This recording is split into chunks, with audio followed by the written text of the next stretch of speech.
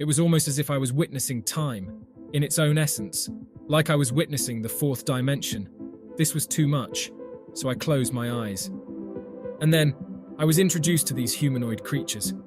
I remember there were so many of them, and they seemed to keep passing through my visual field, like I was on a conveyor belt and was being passed down a long hallway full of these beings.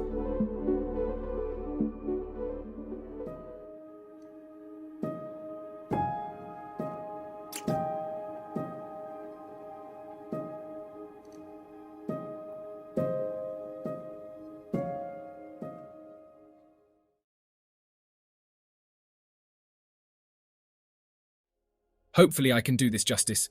But who cares anyway, this is all an illusion and you're not really real.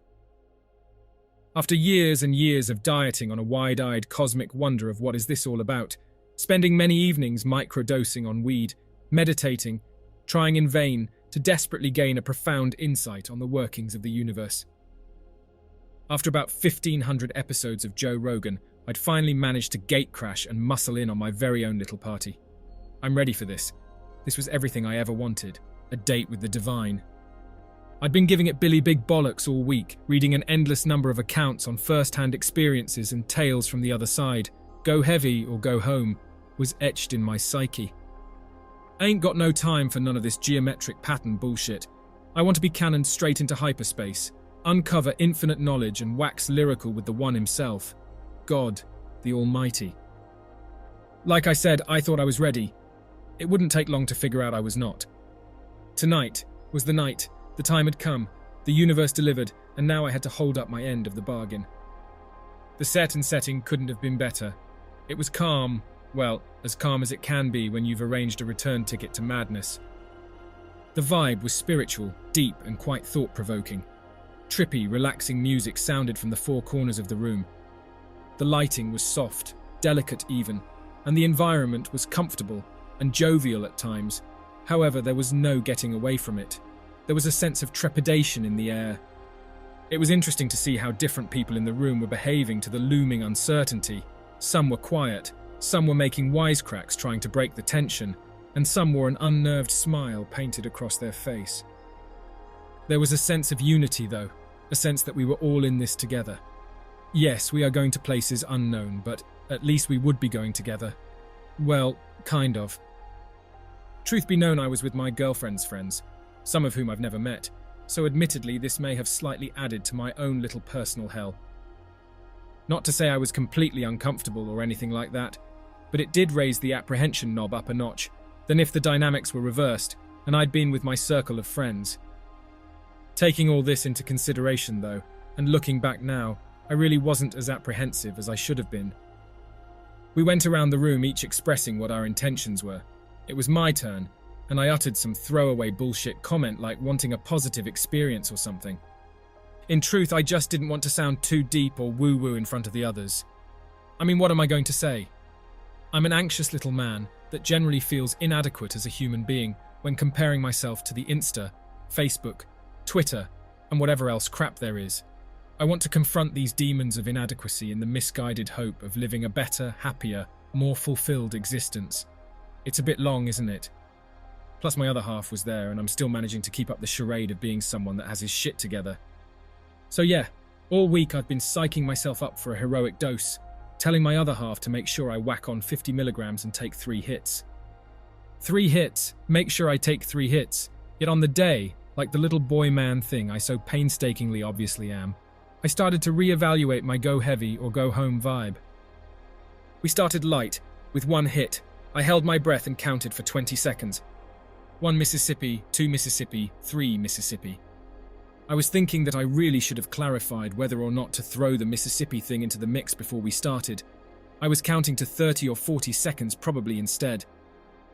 The smoke soaked into my lungs. I started vibrating, resonating, and it just continued to intensify. Patterns were forming in front of my eyes, lots of blues and blacks.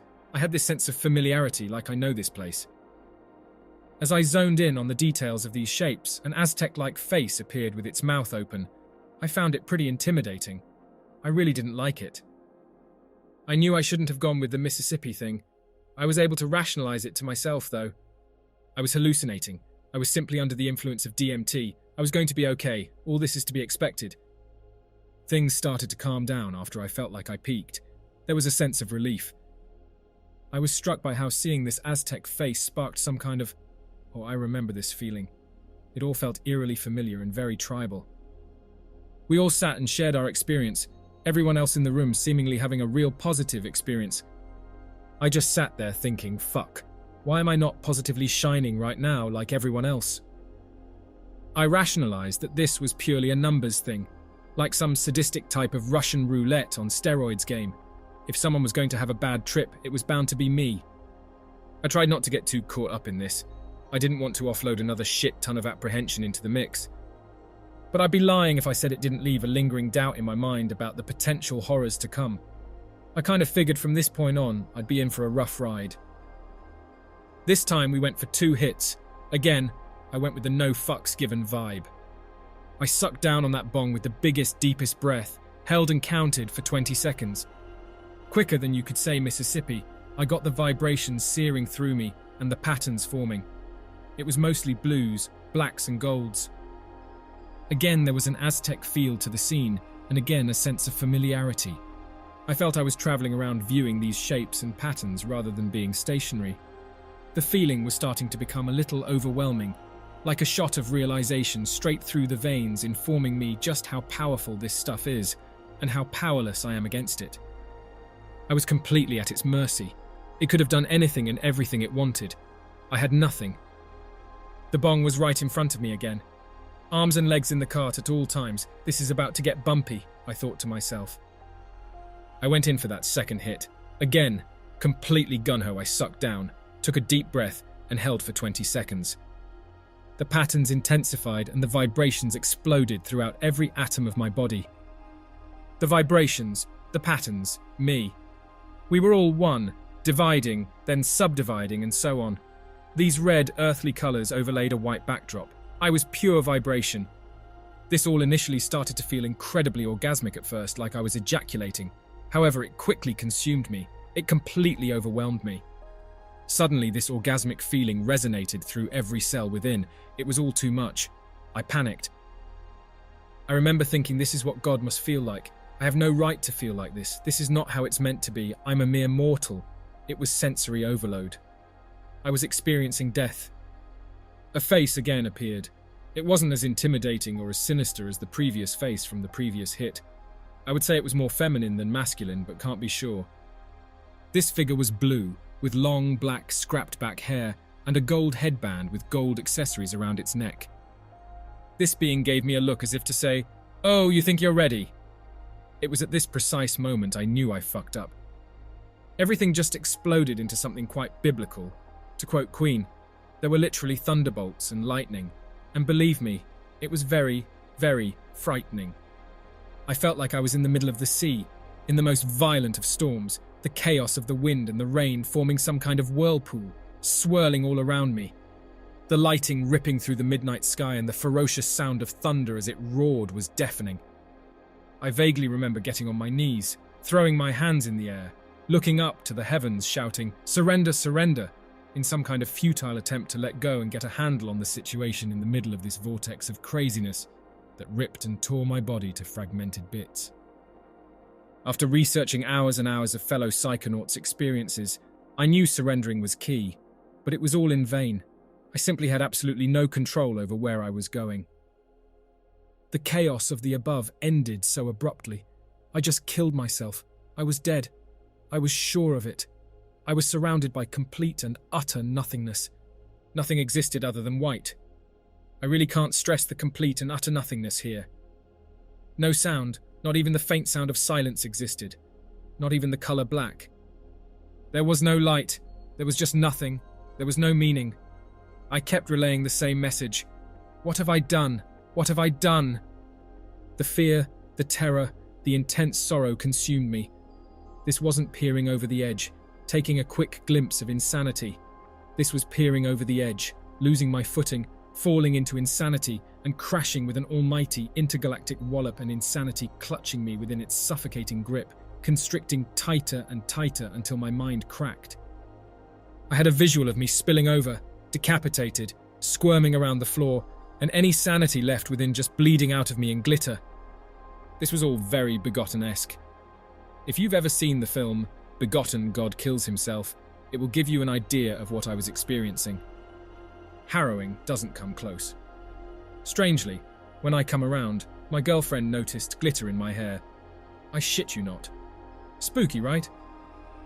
I vaguely remember having an idea of family, of loved ones, of experiencing love. What an amazing idea, I thought, but all that stuff isn't real. Where I was right now was reality. I was so sad. Then the sense that I may have experienced love once resonated. Did I? Or didn't I? I couldn't be sure. I felt like I was at the beginning of the universe, the dawn of time before anything existed. How could love possibly have existed before this point? I'm at the beginning of everything. I couldn't shake it off, though. Maybe I did love once, but I just chose to give all that up. I had a family, a son, and a partner. The guilt washed over me. Did I really have everything I ever wanted once? Why wasn't I happy? Why did I decide to give it up? Was searching for answers more important than my loved ones? This plane of existence I found myself in was reality. Nothing felt more real than this place. It was the blankest of canvases. Nothing had been created yet. Nothing. I felt incredibly lonely. I remember thinking what a nice idea it was to have individuals, to have separation, to have people to talk to share things with, to laugh and to love. It was an idea, a nice idea. What a shame it wasn't real. It created this stick figure that was multiplying and creating shapes, reproducing, and going beyond 3D, contorting in positions I just couldn't comprehend, each block representing a different color. It reminded me of the Italia 90 stick figure that used to run across the screen whenever a team scored a goal. This stick figure just started to spill out everywhere, creating backdrops and scenery. It became a life form. My attention was diverted momentarily as I sensed or remembered the bond I had with my sister, how I watched her as a baby, how I watched her grow into a woman, and how she was a part of me. We had been divided from the same stuff.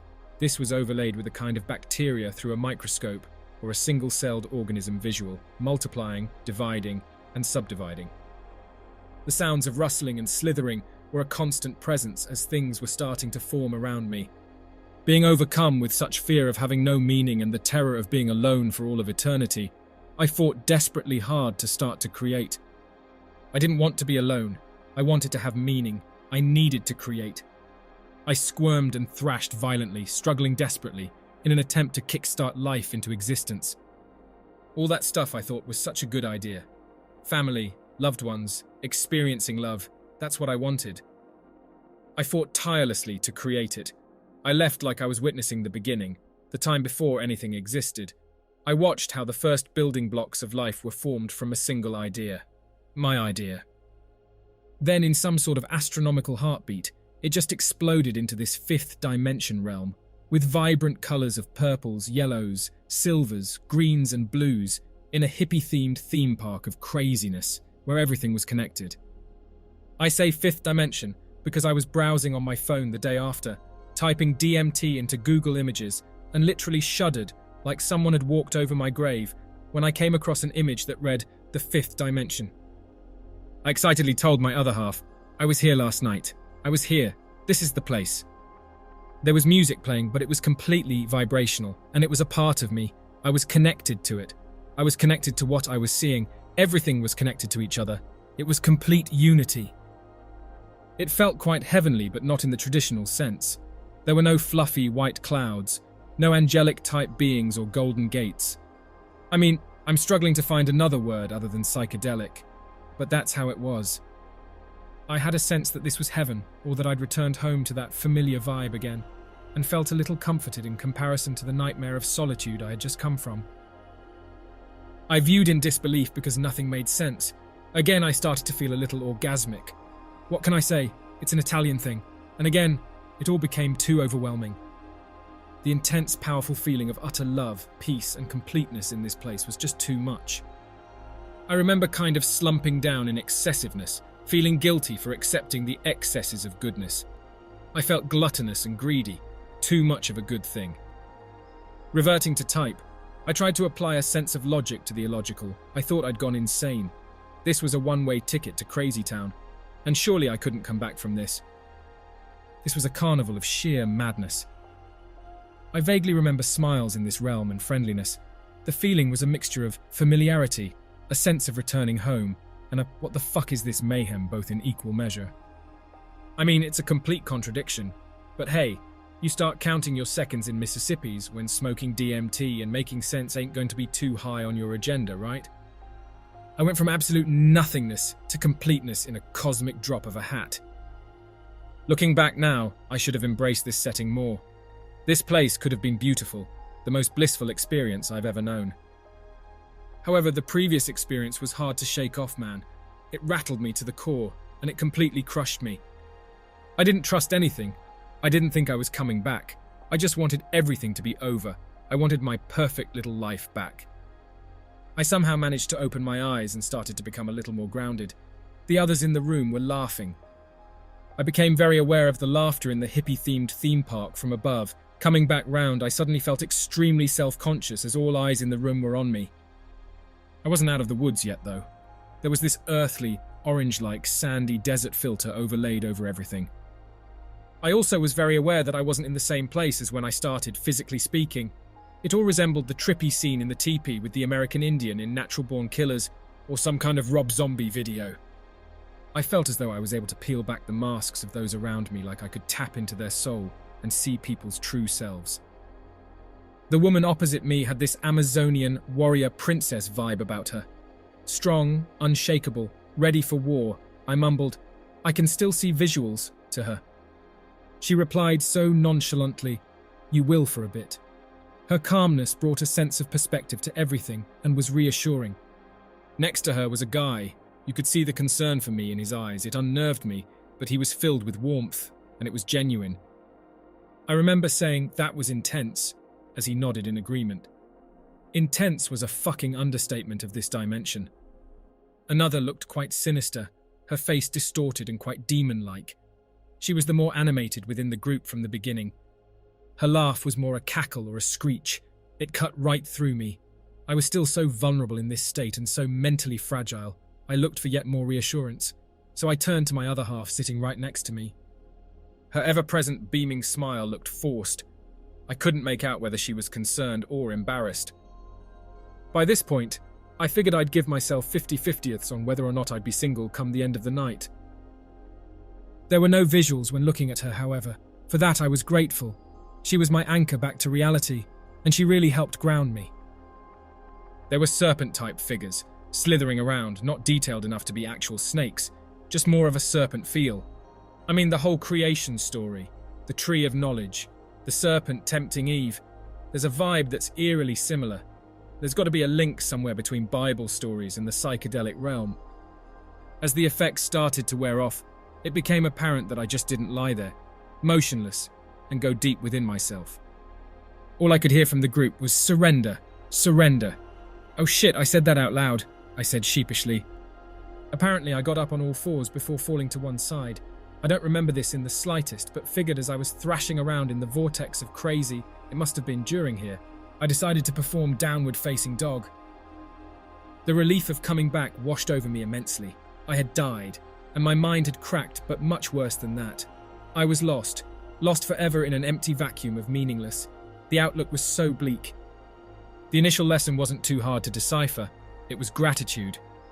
I was so grateful at that moment, even though I still hadn't completely oriented myself and fully found my bearings. The fact I was coherent, surrounded by others, was enough for me at that point. Gratitude was the lesson here. Hearing it loud and clear, I had been truly humbled. I had this overwhelming urge to latch on to my girlfriend, squeeze so hard and never let go.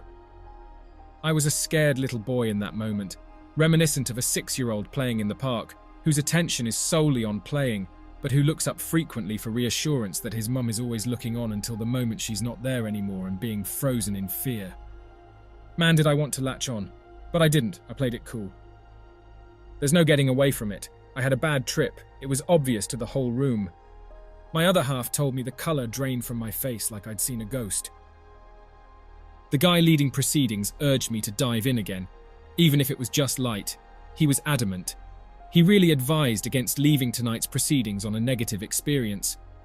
My mind was broken. I needed time to piece it back together, to figure out what the fuck just happened, but I felt an increasing pressure to be a good sport about things. The idea of sitting out to deconstruct and make sense of the unexplainable before I jumped back in at the deep end and skydived back into madness proved to be hopeless, and before I knew it, that fucking bong appeared right before my eyes again. Again, I watched patterns forming, but they were much more triangular, almost pyramid-like. There was a heavy Egyptian feel to this trip. A red, orange, earthy filter consumed everything, and again this familiar, homely, tribal impression overwhelmed my senses as I shook with vibration. I just couldn't shake off the feeling of death. It just lingered with every trip, as I died and become reborn an endless number of times before. It's very much like, oh death, we meet again. I've been expecting you.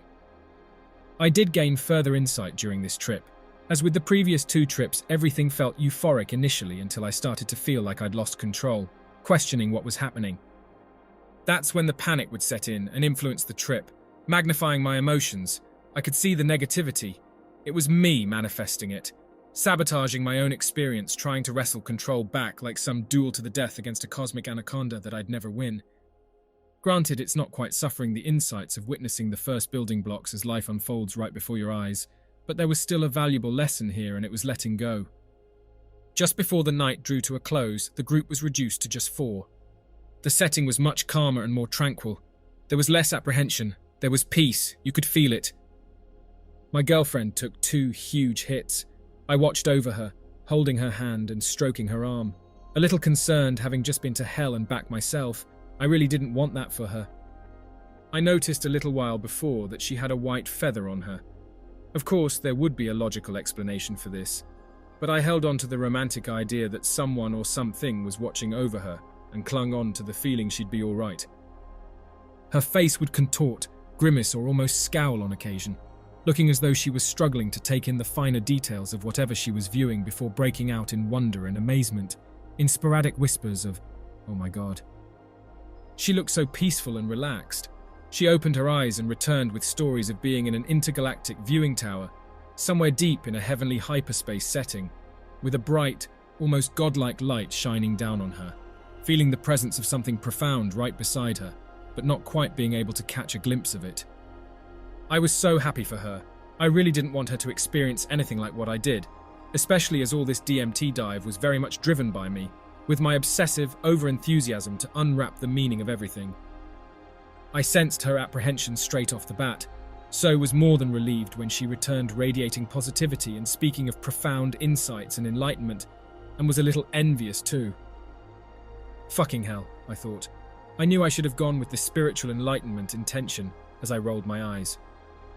It's like ordering takeaway, and when the food comes, you're unhappy with what you've ordered. Your eyes peer over to see what the other person had and are consumed in utter disappointment as you'd wished you'd ordered that instead. Multiplied on a cosmic level, of course. Now, after reflection, I wouldn't have swapped my experience for the world, though. It was my experience, solely for me, and as the hours and days ticked by, the realization hit me that this was just what I needed. I don't know if it's too early to use words like profound and life-changing to describe my experience. It certainly feels like it was, but maybe the dust needs to settle a little first. I've had counselling several times and found the real work starts in the days, the weeks and the months following the sessions, exploring the links and the triggers for yourself. That's when things come together and make sense. I think this will be entirely the same. Or maybe it will fade away into insignificance like some sort of vivid dream you wake up from, sweating, breathing heavily, stubbornly refusing to accept it wasn't real initially, but simply melting away into nothingness over the course of time. I've frequently found myself lost in my own thoughts since, having these momentary glimpses of the other side and shuddering and recoiling at the horrors that I experienced. But then I get this warm, sincere feeling that I met up with an old friend who didn't sugarcoat anything for me, who laid me bare and gave me some harsh truths. It's weird because I feel extremely privileged and indebted to the experience despite its harrowing nature. I don't expect anyone to understand. I still don't understand it myself yet. The day after, just minding my own business, this image of an older, proud woman just popped into my head. I became a little emotional and got this overwhelming feeling to call my mum, just to check in, to make sure she was okay. The love I'm feeling right now for my family and my friends is so strong. The bond I have for my partner since, from my perspective at least, has hit dizzying heights.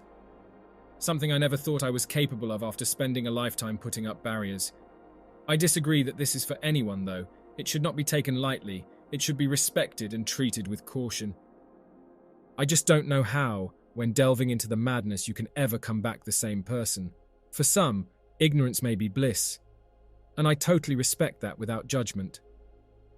If you're hearing this, then you've no doubt heard countless other posts regarding first-hand accounts of DMT, ayahuasca, and so on. So I assume you're familiar with the saying, it gives you what you need, not necessarily what you want. Well, DMT gave me a really good ass-kicking, and it really wasn't what I wanted, but it sure feels like it's what I needed.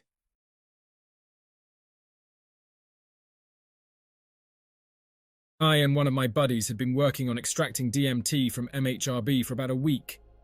It was a long process, but mostly consisted of waiting, and was not hard in the least bit. We are both studying at a university and have experience in chemistry and biology, which helped but is not necessary. We used Masterfold's tech, which is recommended for beginners and produces a high, clean yield. We got about 2.5 grams of eggshell white powder. After we had the finished product, we decided to test it out by loading a small 20 to 30 milligram hit, just to see if what we had created was actually the real deal. Well, it definitely was. We loaded the hit onto a small amount of St. John wort, which produces a mild calming effect, but is mostly indistinguishable. But nice, nonetheless. We held the flame lightly above the spice, not to burn it, but to melt it into the vegetation. Once this first hit was taken, we held it in for about 10 seconds and took another hit. This time, not so gentle with the flame contact, I held it in for another 10 seconds. I got a third hit in. My buddy was already feeling it hard by this point, and was lying in his bed. The onset of sensations was strange. There was an expanding feeling in my body, and my heart seemed to beat faster and was almost loud to my ears. This was surprising, as I wasn't scared, just a little anxious before taking the hit. I felt like I could describe it as the body's struggle to hold the mind in, almost like it didn't want it to escape and experience these novel emotions. My vision became very shaky after just the first hit, but I knew the importance of taking as many hits as possible.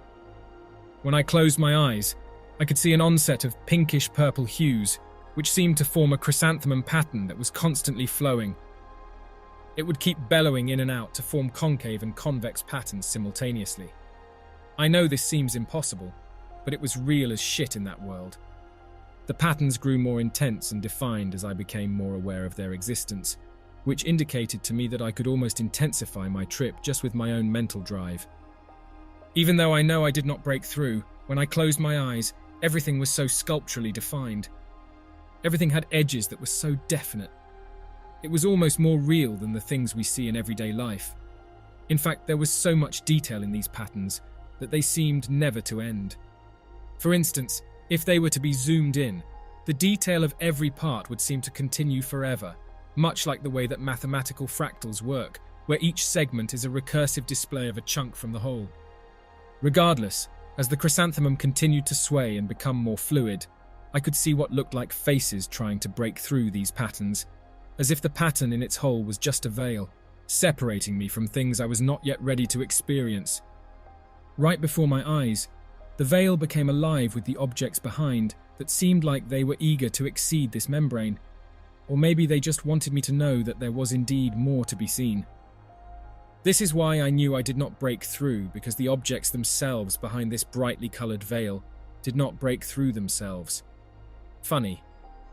I went into this trip not expecting to break through, but still welcomed the idea that it could have possibly gone deeper than what I had expected, for had I actually broken through, I didn't want it to bring fear and therefore hold me back from experiencing DMT's true abilities.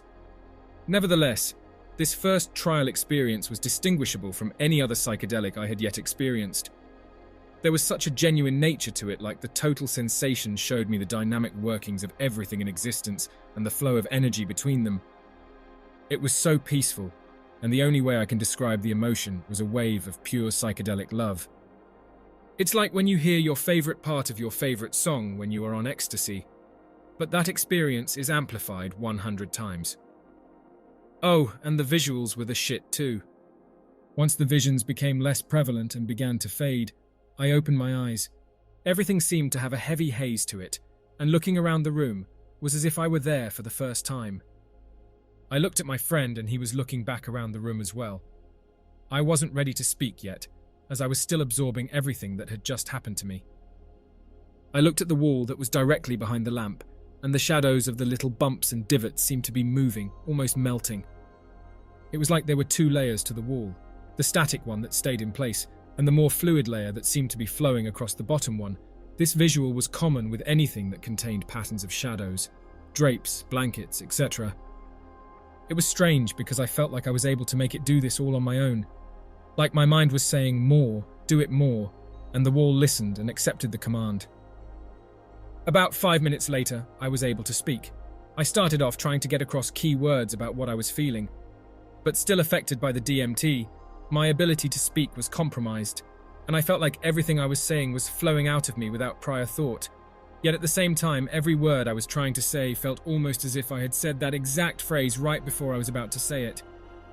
It was a really weird, premonition-like feeling. Anyway, the key words that I was able to get across were sway, fluid, love, and play. Of course, it's now hard to recall the way I felt. As like a dream, the memories fade almost immediately after coming down unless you really try hard to recollect everything that had just occurred.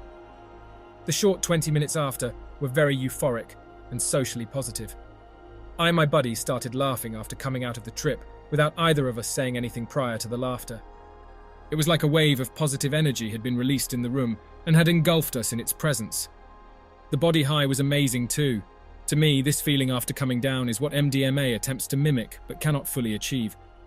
Compared to MDMA, everything was genuine, like it had true meaning instead of being from artificial origin. After this experience, me and my buddy smoked a cigarette and talked about our experiences for an hour. The conversation was flowing at a great quality and pace.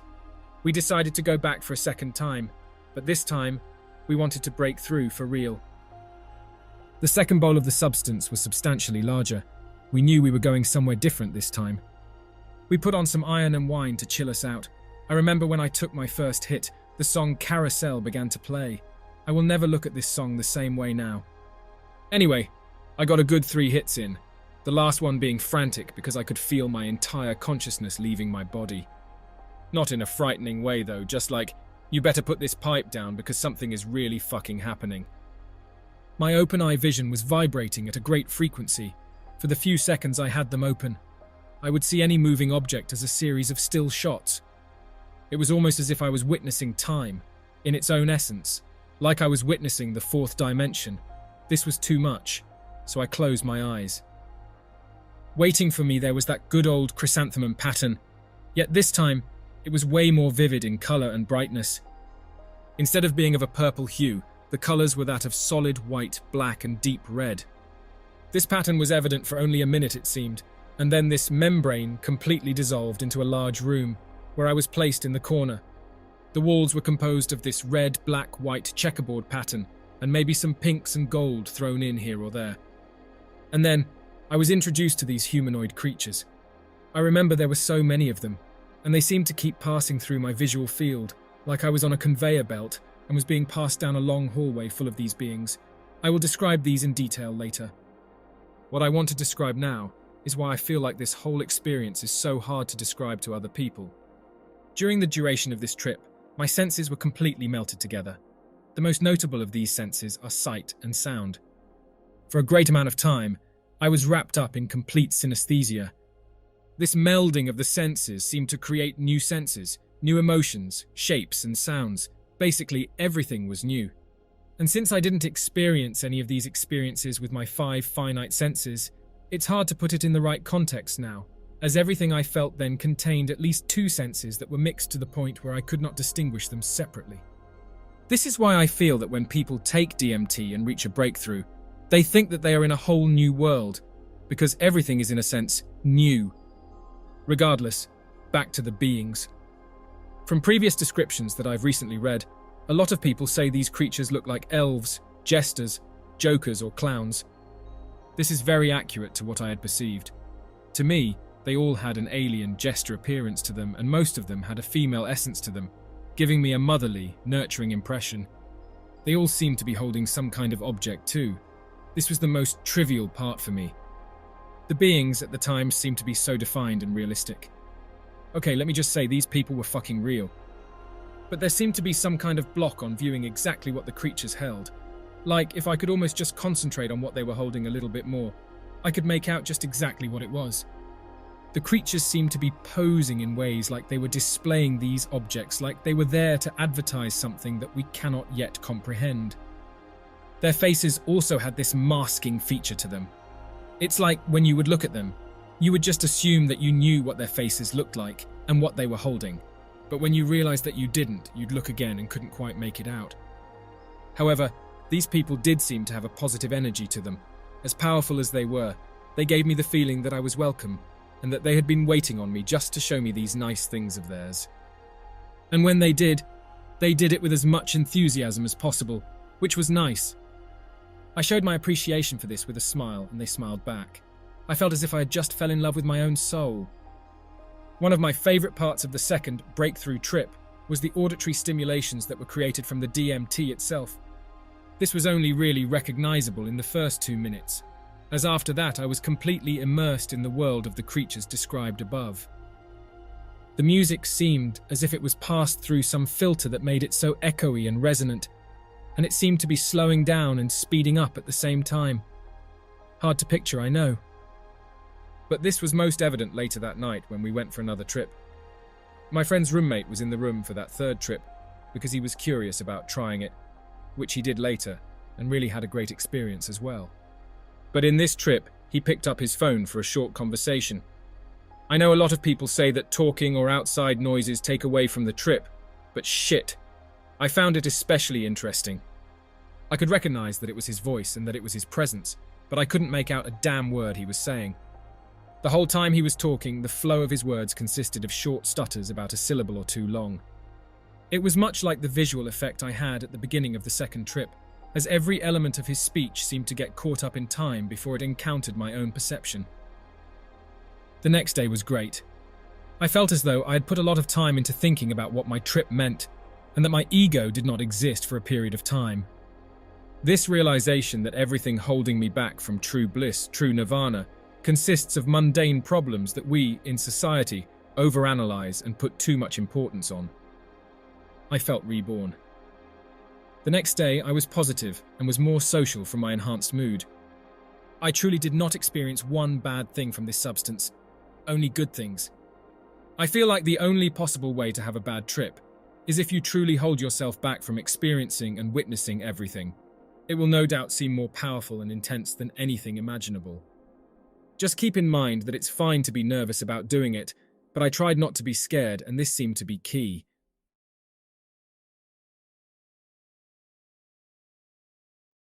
My backyard was prepared for the experience even if I was mentally not. Earlier in the day, I had cut the grass and walked the yard to make sure that everything was tidy. I had spread out my beach blanket in the yard and took my shoes off before sitting down. The blanket is one of those cheap nylon ones that you can pick up at any box store next to the coolers and beach umbrellas. This one was covered in comets and shooting stars with a neon orange background.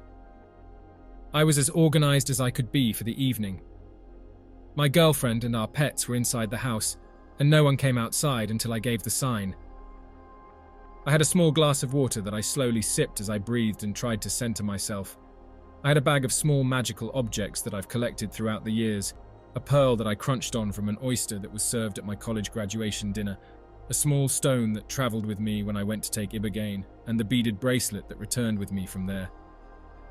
This wasn't my first trip into the DMT realms, and I really can't count how many times I've gone. If I had to guess, I'd say at least 50 times. I say this not to be braggadocious, but to show that I should be used to the experience. I'm not. It's still just as intimidating the 50th time as it is the first time. I used to be part of a group of 4 that regularly met and blasted off from the little porch of their apartment in the French Quarter. At that time, we were such regular users that we used to joke that the little porch doubled as a DMT NASA control center with rockets launching to the inner realms every night. We don't really talk or see each other anymore since at the core, we're radically different people. But at that time we were bound by the call to adventure that DMT brought. Our pinnacle moment was a 3-day trip to the beach where we took acid, smoked weed, and blasted off at least 20 times each. We were in constant communication with the aliens that weekend, but that's not the story I'm telling. The story I'm telling is my first venture back into the land of the elves in over 5 years. It's the story of me, sitting on my magical comet blanket, working up the courage to light the pipe and travel.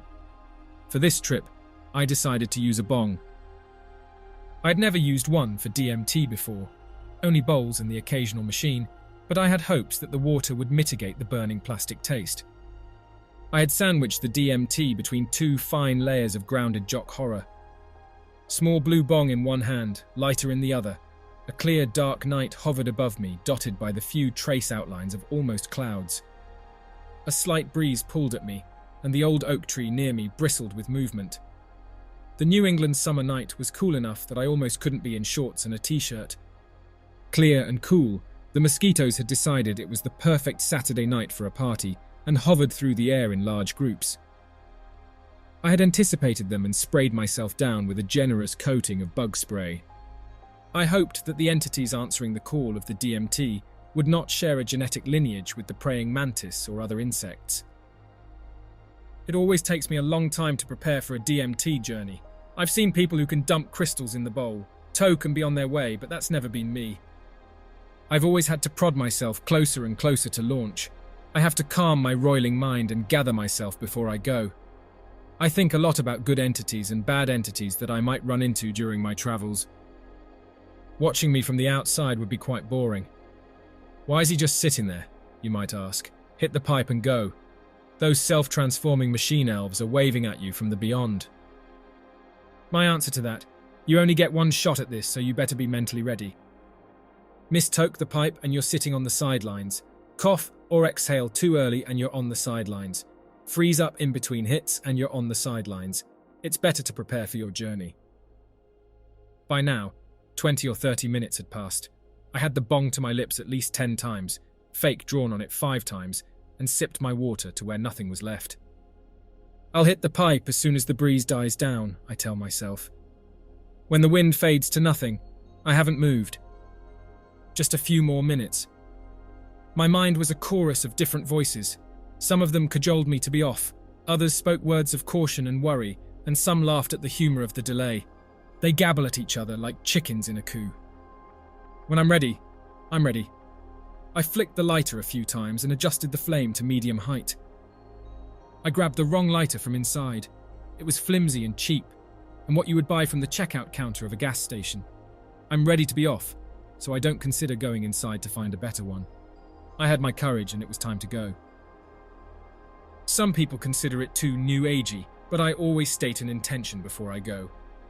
Help me conquer my fear. Fear of life, fear of financial failure, fear of death, fear of fear. I flicked the lighter a few more times and hovered the flame near the mouth of the bong. I tried to be careful and not draw too hard.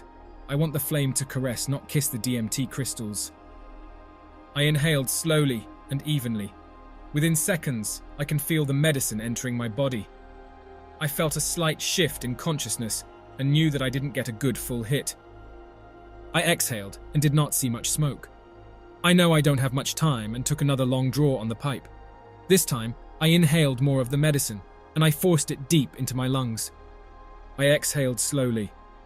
I glanced up at the sky and could see a repetition of patterns and distortions across the horizon. I've been here before and know that I haven't taken enough. I won't break through. I need more and I'm almost out of time. I heard the spiritual conductor of the DMT train shouting at the top of his lungs, "All aboard!" I'm not going to catch a ride if I don't hurry. Terence McKenna's nasally voice intones from the beyond. When in doubt, double the dose and always take the third hit. I flicked the lighter, but it won't light. I shook it up and down and tried flicking it again. Nothing. A few more times and it still won't light. The flame hopped and jumped but quickly disappeared. My control center, clearly altered, was still trying to issue commands. Don't burn yourself. Flick it harder. Wait for the wind to die down. Time is limited. Hurry. My body was growing clumsier by the second. but it tried to respond. I held the bong to my lips and incessantly flicked the lighter. I panicked because it looked like the sidelines for me, but the flame finally caught, and I buried it deep into the head of the bong. I saw the weed catch flame and inhaled deeply. As I inhaled, there was a weird atonal grinding sound that lasted for a few seconds. I reached over and set the bong on the ground, then exhaled strongly. I watched a long projectile streamer of smoke leaving my face. My head was ringing. It's like someone had set up a large brass gong next to my blanket and started banging it loudly. It signaled the start of the journey. I consciously leaned backwards and stared at the sky. I didn't move and didn't take off. In fact, I didn't travel at all. Unlike other trips, I wasn't shot from a cannon or blasted on a rocket. Instead, the dimensions traveled to me. I watched as an alternate dimension fell from the sky and landed on top of me. It approached quickly in full three-dimensional brilliance. I remember seeing the outlines of a face in the middle, but I couldn't describe it. It wasn't a vision per se, but there was a face there. A woman's voice tried to calm and soothe me. "Don't be afraid. It'll be over soon. Just look. Just watch." My ego made one more last gasp effort to assert its presence. "This isn't right. This shouldn't be happening. You should open your eyes." Its voice was like a whisper in my brain, and my body, after a few seconds, reported back that my eyes were open. I closed my eyes. I heard my ego shouting no loudly, and it disappeared. I felt it slip away. I felt my body convulse upward. I saw a brief flash of Alex Gray's dying, and then it disappeared. At this point, I was no longer watching the experience with a set of eyes. I was no longer in a body. I didn't even know what a body was. I wasn't breathing. I wasn't human. There was an infinite set of things that I was not. What I was is too broad to describe. I was an experience in the infinite oceans. There were fractals and entities everywhere. I was one of them and did not seem to be out of place. It was so deep and so intricate, and things changed so fast that I can't bring a single image back. I can't describe what it looks like. Not a single image. I heard the voices of the entities speaking to me. "Look around." I, the experience, could do nothing but float in the realm of infinite fractals. Time disappeared. There was no time. There was not even a concept of time. The beings here didn't know what time was. As words on paper, read by a sober reader, these concepts won't hold much meaning. I'm reading this story in a linear way, you'll say. It's taken me 5 minutes to read this. How is it that you can tell me that time has no meaning? That it doesn't exist? I feel and experience it right now. True and point well taken.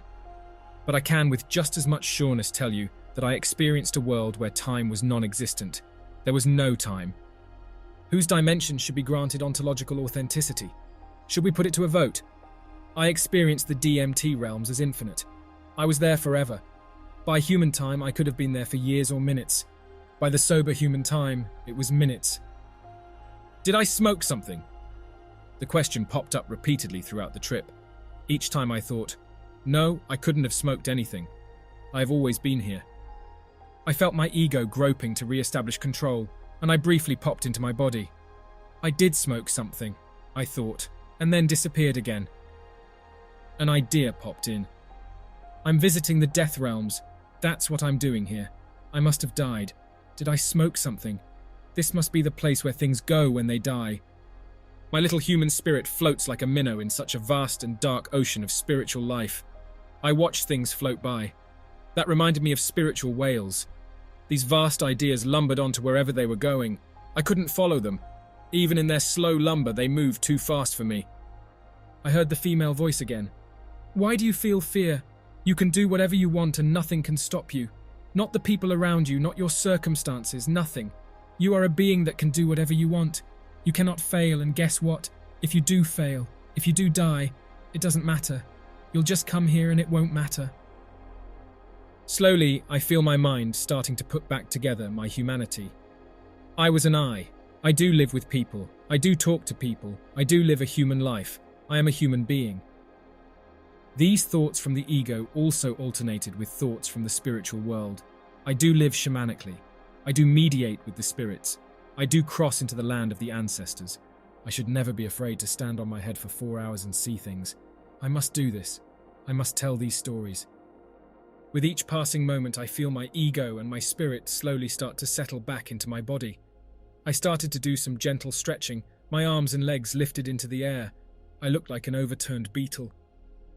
I felt the strength growing in my body. I stood up and went inside. The pets were there to greet me at the door, a dog and 2 cats.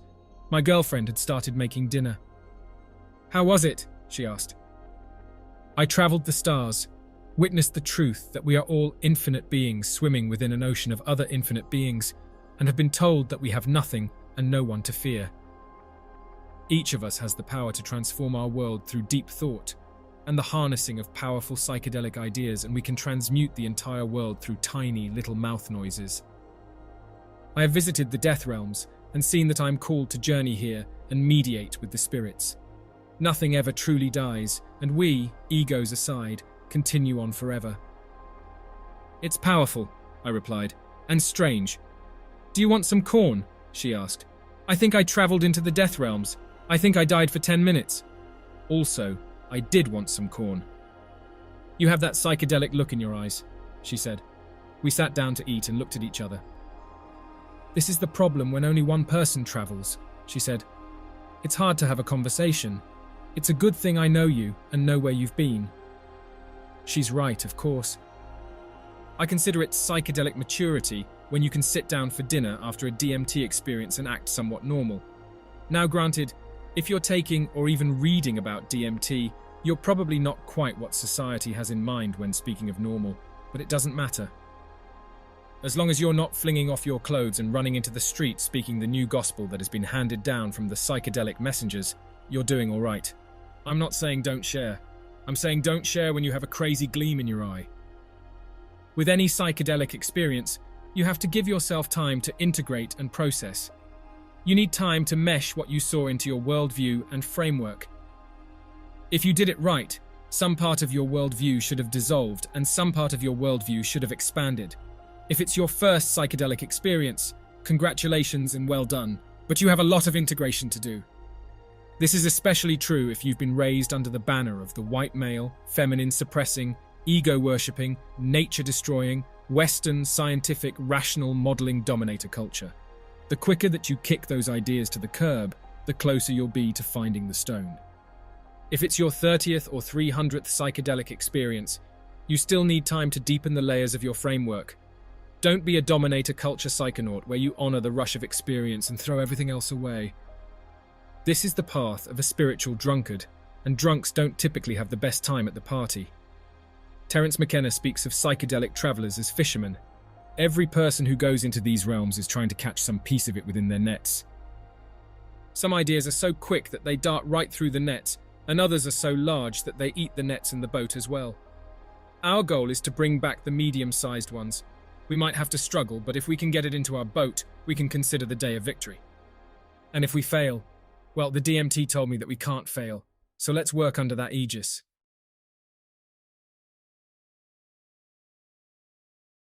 I started off at around 10 p.m. with a weighed-out 35 milligram dose in the vape.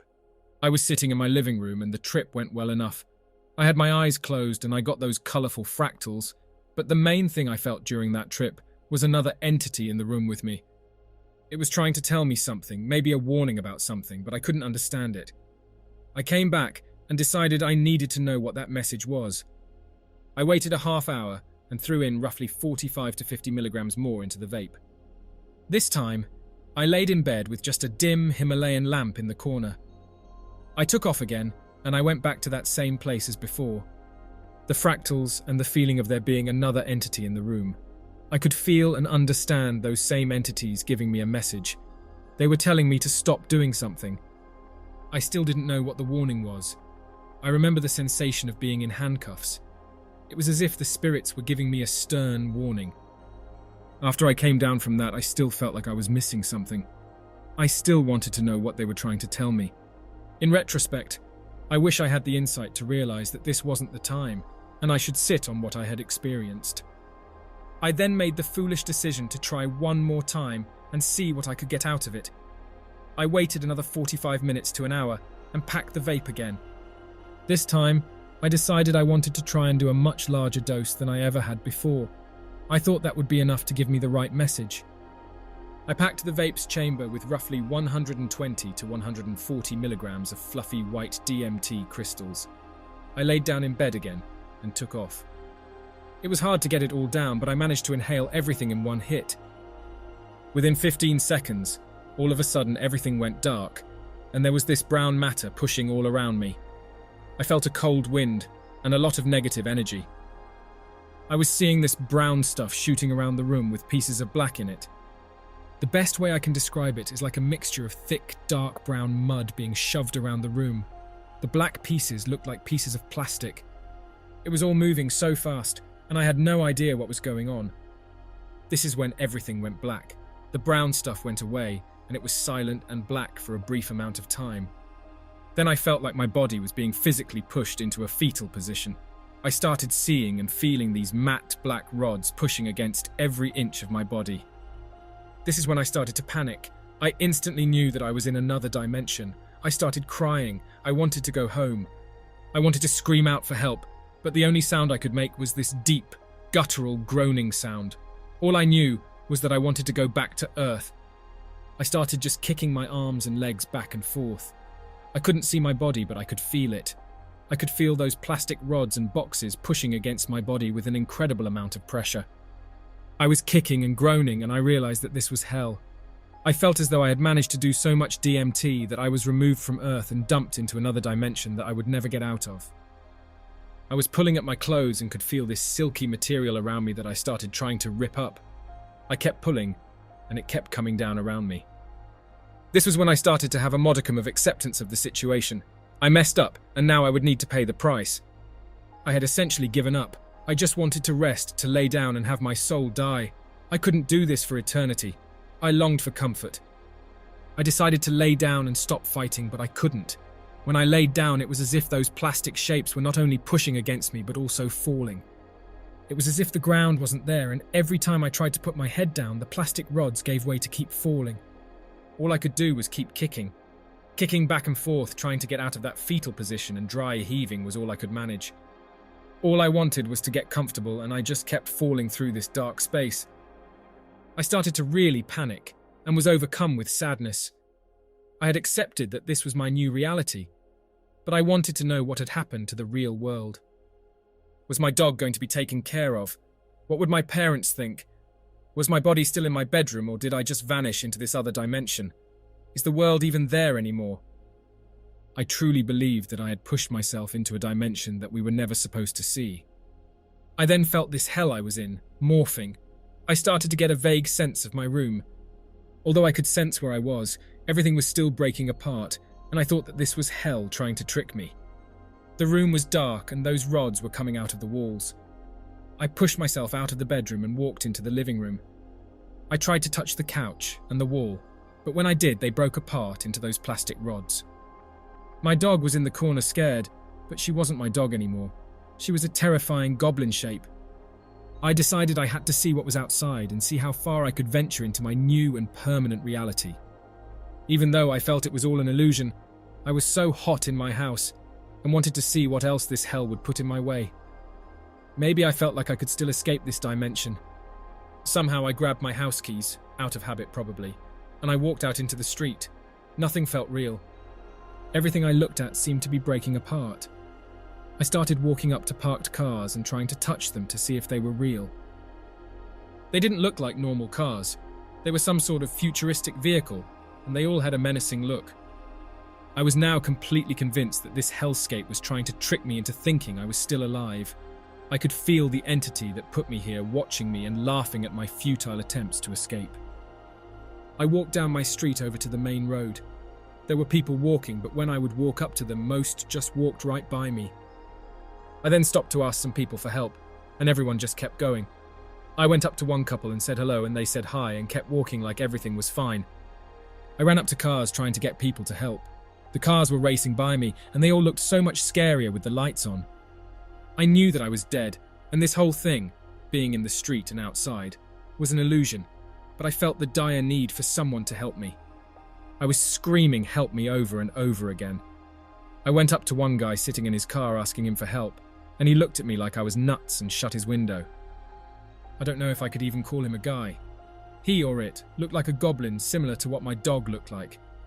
I was dripping sweat at this point, and all I wanted was to sit in a car with the air conditioning and try to get comfortable, considering this was going to be my existence for the rest of eternity. I felt that same need for comfort as I did when I was trying to lie down in my house. He of course drove away, and I then ran into the middle of the street trying to flag down cars. All the cars were zipping by me. Nobody wanted to stop. I started walking back to my house, but I decided that it wasn't actually there, so I stopped. I tried to lay down and everything turned into those plastic rods, and I couldn't get comfortable. I eventually decided that I needed the police. I don't know why, but I thought that since this hell was giving me the illusion that I was in the street and still on Earth, then maybe I could get taken to a hospital and just settle in there. Maybe they would give me some Xanax or opiates to calm me down. Even if this wasn't real life, I felt like maybe I could take advantage of the situation and try and get some drugs. I had resigned myself to the fact that I wasn't coming back to my real life and just wanted to get comfortable. I needed someone to call them for me, but all of a sudden nobody was there. I stood in the street trying to stop someone, and people were going around me. I ended up jumping on the hood of the next guy who was moving slowly enough. I laid down with my forehead against this guy's windshield. There was a foreign guy in the car who barely spoke English and was confused and terrified. I was yelling for him to call the police, which he was doing. I wanted him to open the door and let me sit down, but I felt that if I got off the car, he would drive away like everyone else. Then I noticed two guys walking in the street who were asking if I was okay. I kept telling them I needed the police, and they said okay, and that they were on the way. They then tried to keep asking me what was going on, and I could hear some lady in the background saying, "He's been calling for help for a while. The cops are on the way." This was when I realized that I was back on Earth. I had been put back here for some reason. I jumped off this guy's car and ran away from all the people trying to help me. I sprinted back to my house and went inside. When I got inside, I found my room completely destroyed. All the sheets had been ripped off and the carpet was turned over. My nightstand was completely on its side as well. I realized that those silky materials that I felt were part of the hell were my sheets and blanket. As I returned to reality, I called a good friend who helped calm me down. I had to turn on all my lights and I burned some sage to try and expel those spirits. What I believe to have learned from this situation is that hell is very real and very uncomfortable. It is a never-ending cycle of wanting to escape, but never ever being able to. There is no comfort. No laying down, no sleeping, no eating. It is you trying to relax, but you can't. Every time it feels like you can finally just rest and accept the situation, you find yourself feeling worse and worse. I am terrified of going back to this place. This was my message to stop being selfish, stop trying to control things, and stop focusing on money. I need to start focusing on helping others and getting closer to God. I do not want to end up in hell, and this experience was just a sample of what it will be like. I always thought of death as being either heaven or just nothingness. I know now with 100% certainty that there is a hell, and it is as unforgiving of a place as you could imagine.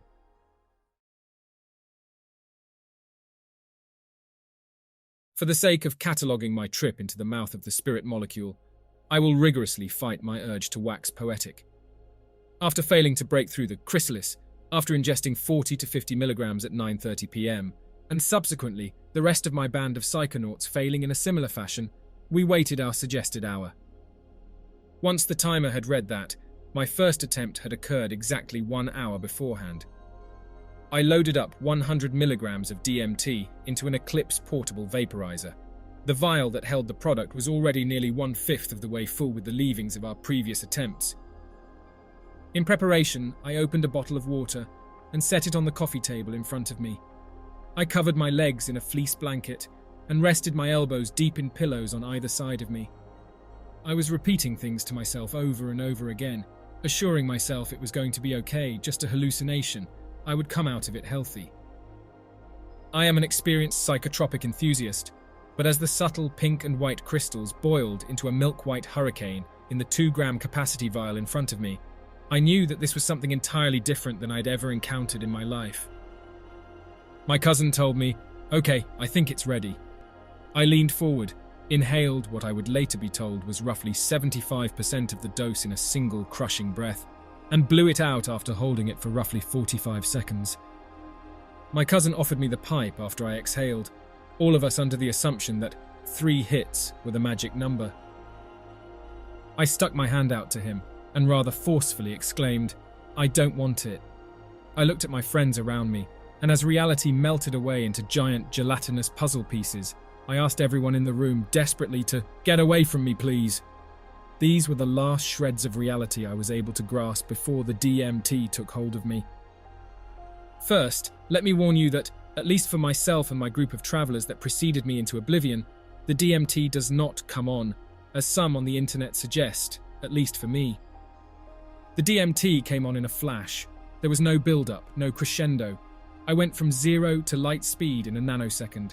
I was being video recorded and tape recorded, and even now I remember practically everything from the trip because it felt so real.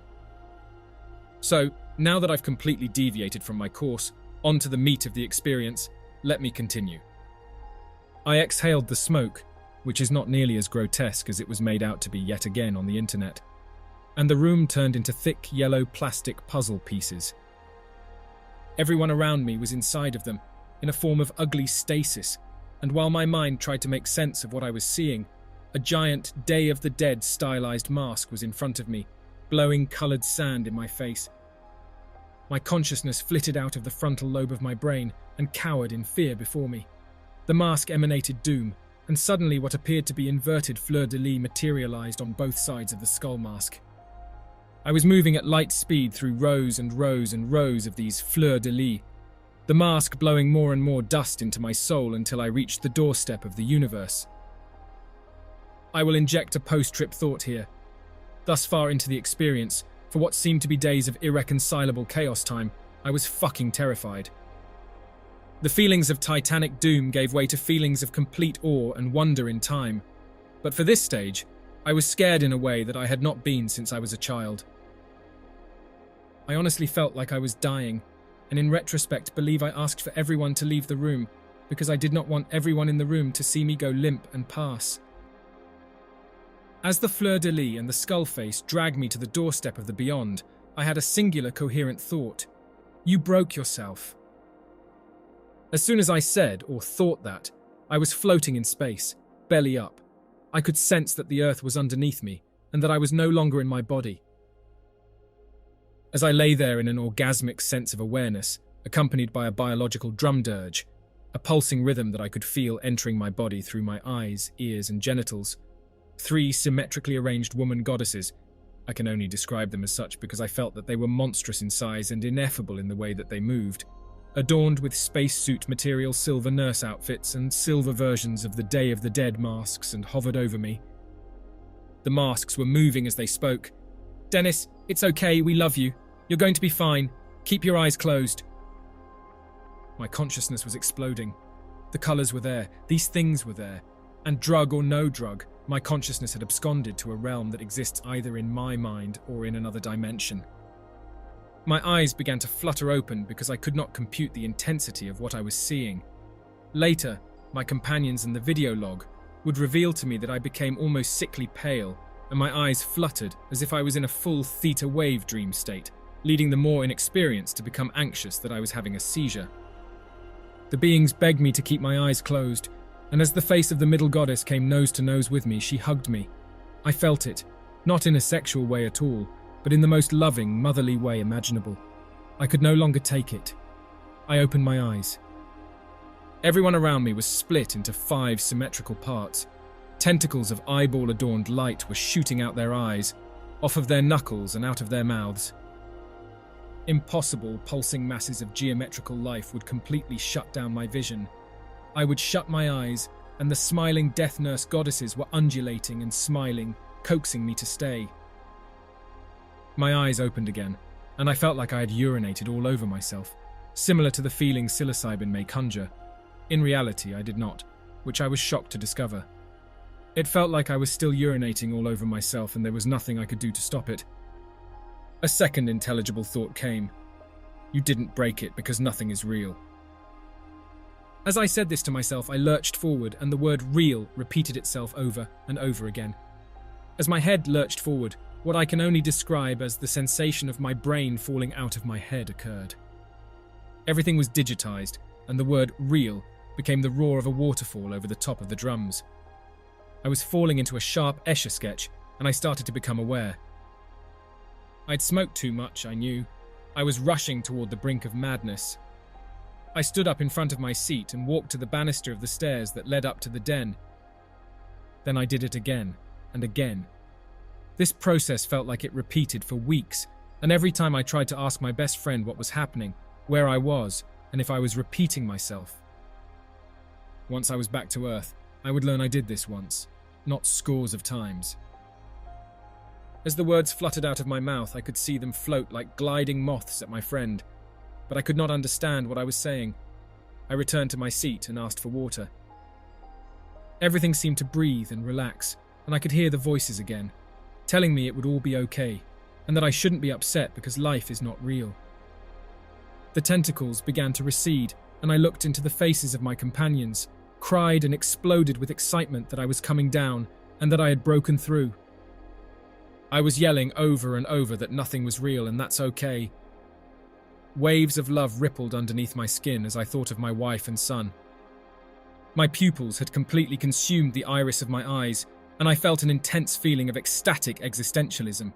A psilocybin wave of euphoria shrouded me, and I told my friends we could break through because I did it, and I remembered it all. I was smiling and I felt free and ascended. I left something in that void, that colour out of space. I left some kind of anxiety there. Perhaps it was the scope of what I'd experienced or the sense that the wall between my sleeping and waking mind was demolished and they had finally intertwined. Whatever it was the most enigmatic experience thus far in my 28 years on this planet. I will do it again, but not for some time. I have spent a decade wanting to try DMT. If this is your first time and you prepare a high dose for yourself as I did, nothing you can read, hear, or research in any capacity is going to prepare you for what you are going to be held witness to. I was dead, jettisoned into the universe, and came back a new man. I was terrified, entranced, exhilarated, horrified, mystified, and torn down and rebuilt. It's pointless saying that DMT isn't for the inexperienced or those with weak constitutions, because there is no way any one person could prepare for something like what I experienced. You just have to do it. And there isn't a goddamn soul on this planet who shouldn't be clamoring to experience it as soon as they can.